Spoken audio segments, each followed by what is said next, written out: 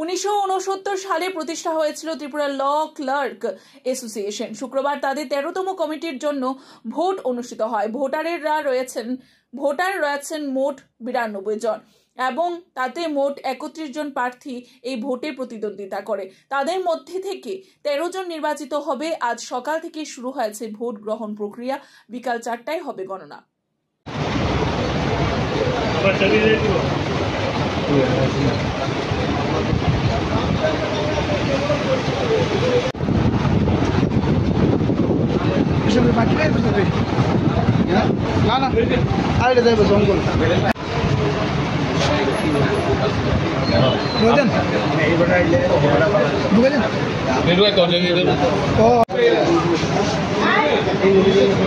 কেউ ভুট্টা আমার দিয়েন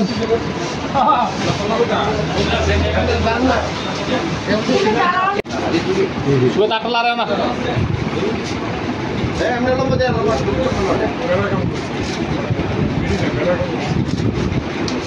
একটু দেবেন।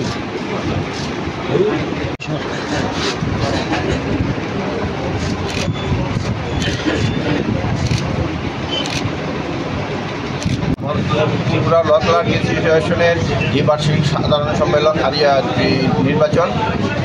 নির্বাচনে টোটাল 31 জন প্রতিদ্বন্দ্বী করছে। তার মধ্যে 13 জন নির্বাচিত হবে। 13 জনের কমিটি গঠন করা হবে। আর সকাল 11:30 থেকে নির্বাচন শুরু হয়ে ভোট গ্রহণ পর্ব শুরু হয়েছে। বিকাল 4:30টায় ভোট গণনা শুরু হবে।